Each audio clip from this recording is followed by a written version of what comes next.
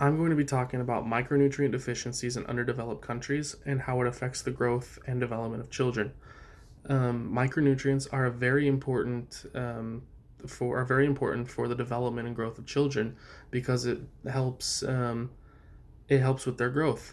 Some micronutrients that are very important are vitamin A and iron, and those are very important because vitamin A helps produce red blood cells. It helps produce a strong and healthy immune system to fight off infection and disease. It helps with eyesight, helps with a whole bunch of stuff. And iron helps increase the red blood cell count to transport oxygen from our lungs to the different parts of our body. And if we lack in either one of those micronutrients, it becomes a very serious issue because then our bodies can't perform the necessary functions that we need them to, and thus we end up getting sick and we get infected, things of that nature. And this is especially prevalent in children from underdeveloped countries because they don't have access to these nutrients like we do.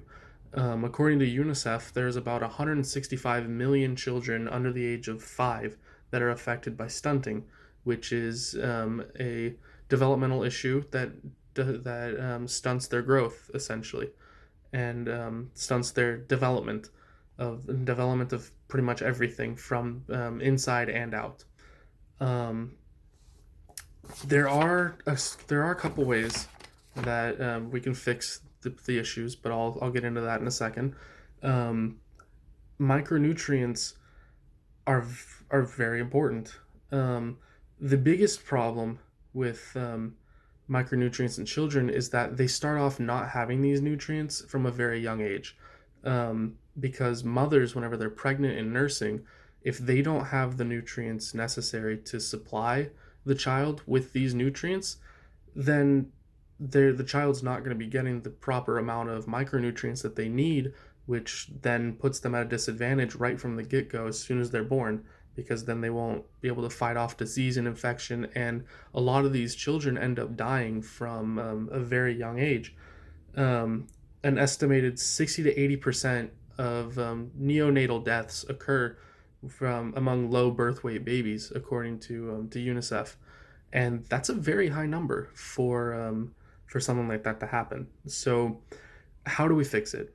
Well, there's a few different ways that we could fix it. One of them being dietary diversification, which is essentially eating different foods to obtain those nutrients naturally, um, and without any processing or anything like that. And this is great because it solves several different issues at once. It solves several different micronutrient deficiencies at once, but it's not the easiest because some places aren't able to get these nutrients from different foods. They're not able to have access to different foods. And this becomes a problem whenever we have to start transporting one type of food from another place and keep moving stuff around because it's not feasible to transport food and to diversify everyone's diet in that way.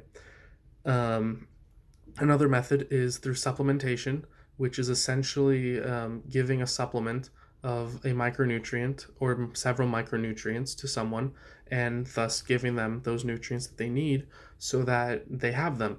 And this is great, and it's been proven to be effective as it reduced the death rate of 23% of people in India suffering from micronutrient deficiencies. But the problem is that if you take too much of a micronutrient, it can be a very bad thing. There's the old saying, too much of a good thing is a bad thing. And this holds true here, as too much of one micronutrient can lead to other problems with the human body, and basically do with the opposite of what we wanted it to do. Um, the final method that I believe is feasible or possible is fortification of foods by adding nutrients to these foods that are available in these countries, and basically fortifying their food, for lack of a better word. And this is effective, but also very risky because in some countries there's no policing of how these foods get fortified, and thus these foods could end up being less safe than they were before, making making people sick. Could be an issue with fortifying foods, and if you get sick, or if you get if disease or illness or anything like that, you end up getting worse off than where you were, because a lot of these symptoms include diarrhea, nausea, vomiting, which all require nutrients to cure.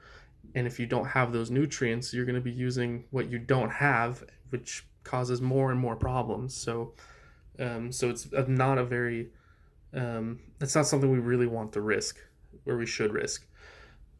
And there's that. But the real way that we need to be able to fix this problem is through education. We need to be able to teach people about these micronutrient deficiencies, and find a new way to help them, because otherwise this is a problem that's going to keep